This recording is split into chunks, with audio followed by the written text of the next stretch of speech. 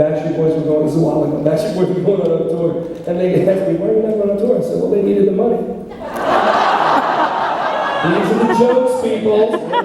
I told Nick that, and boy, he laughed, and then the funny part was, is the BSB Army attacked the hell out of me. That's right. I got abused, yelled, and then later on, me and Nick, there's a photo of me and Nick, and I had my pockets out, and he's handing me $5. So I took a picture, and I said, again, it's always like these people use it. Sometimes they're definitely jokes. Sometimes I'll even ask, or I'll say, I said this. I'm letting you know I said this. It's a joke, let's run with it. Oh, good time. Keeps alive. What do you remember most about having to learn some of the choreography, especially for tour? Because that's so much all on you kind of at once. Well, I have to say for us, we probably came out of the womb, our mother's womb, dancing and singing.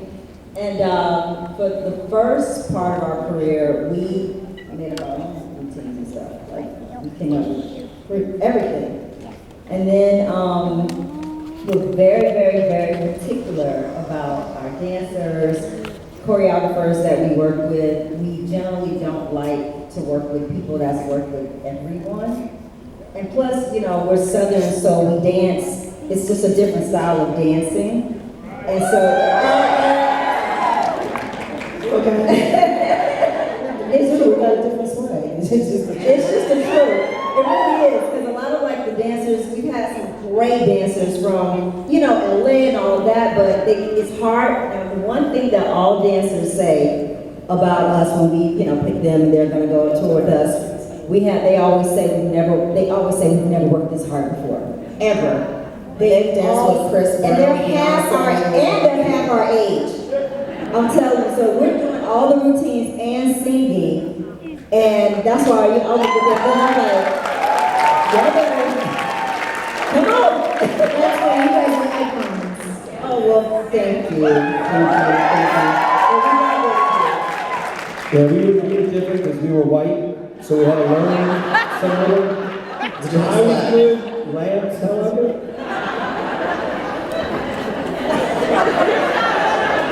We got better with time, we did. But you know what, for us, it's kind of cool because in the same retrospect, we actually had when we did our tour, I remember we had like 3 or 4 different choreographers because we didn't want the choreography to be the same. Because if you have one choreographer do it, you can actually see, like Marty's choreography, you know that's Marty, you know that's team, you know, all the different people, the choreographers, you know that's Wade, you know, so for us, we tried to get so many different people for us because we weren't cool out there. We danced out of the womb. I kind of came out dancing, but it's kind of like, yeah. But it was, you know, but it was cool because I love how everybody had a different style, different flavors, so when you saw our performances, it was different. That's kind of how it was. But like back in the beginning, it was Fatima and Swoop. That's what everything back in the day.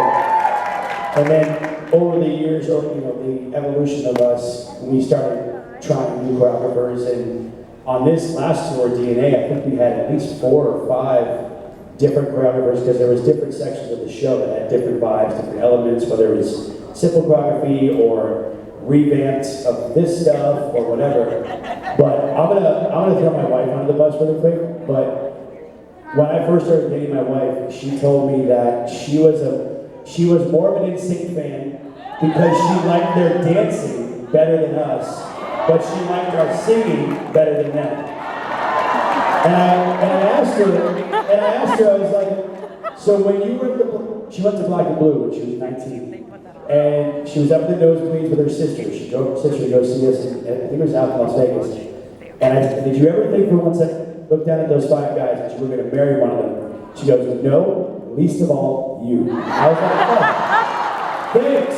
Smart woman. Yeah, because she loved Jonathan Knight from New Kids, and she loved Lance from NSYNC. You see where I'm going with this. So I was like, hey, I'm an ally. Let's go.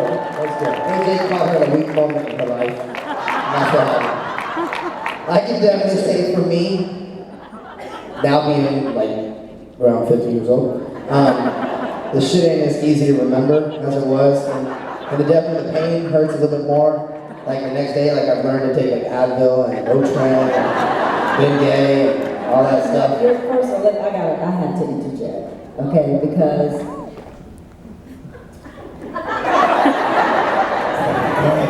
I'll help you. I can tell you things that you can do naturally it's just information. Once you keep that away, you wake up, you know what I mean? Like, you feel good, you know what I mean? So, we're too young to feel like that. You just have to do the things that... The school of chill, right? I'm telling you. And chill, you look 20.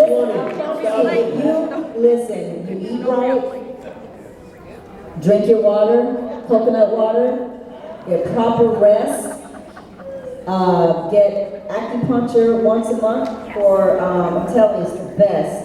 It is the best. Chinese medicine's been around for over 5,000 years.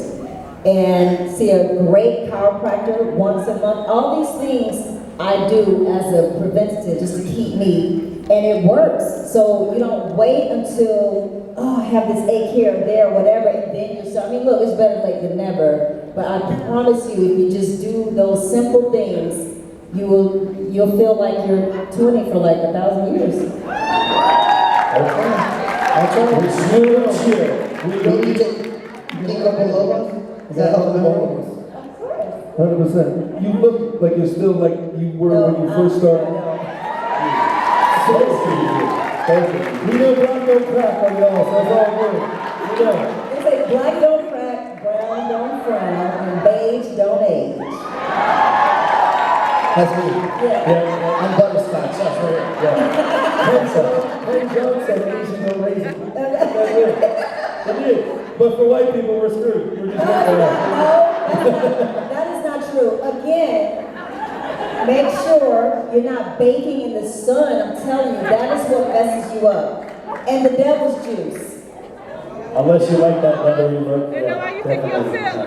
The devil's juice will age you. I promise you. If y'all don't know what that is, alcohol. That's what I'm talking about. Yep. No more of that. We're all good.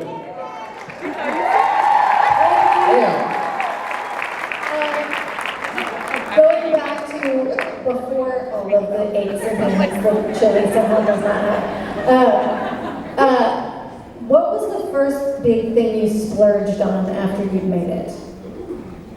Joey, you're going first. I think for me, the first thing, well, I didn't even, at first your brain when you're young and there's a certain amount of money that comes in, you just see numbers and you don't specifically know, you know what I mean? Like the number, you're like, oh, okay, cool, yeah, I'm mostly working at the time, what I'm thinking about. So I asked my dad, I was like, hey, I want to buy a car. Because that two things that happened, it's actually pretty funny about me. Sorry, my voice is on. So I was like, you know what, I'd love to buy a car. I'm like, what do you think? And I'm like, Dad, you think I can buy this? The guy looks at me and goes, Joe, you can buy whatever fucking car you want. And really, like, I didn't think of the concept when we first really started, but as we went on, the cool thing, the big purchase that I honestly bought was, we were at Benihana's, my whole family, and my sister, they're chopping things up and everything, and all of a sudden, the guy takes a thing and flips keys to my sister. And she goes, what's that? And she goes, I don't know, I want you to go look until it's up with someone. And then the same thing happened with my parents. The thing that I bought my brother and my sister, because every time when we were working back in the day, my mother was the only one driving us. And this is when we moved to Florida, so I was working doing characters at Disney. My sister and my brother were at SeaWorld with my mother working, and my dad worked for a phone company. Now my dad never drove because we lived in New York, so we never really had it. So he lived taking the train. So this time it was crazy because, of course, he didn't have a car. So I got my parents' car, I got my brother's car, and I said, no, I'm like, nobody has to drive anybody. We're good. Stop this shit. So yeah, it was so good.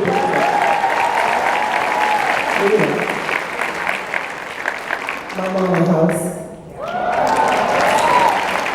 I took my mom off of like work. I'm like, you don't have to work anymore. I'm talking to y'all this so funny. So when I was in school, you know, in college they give you like every credit card.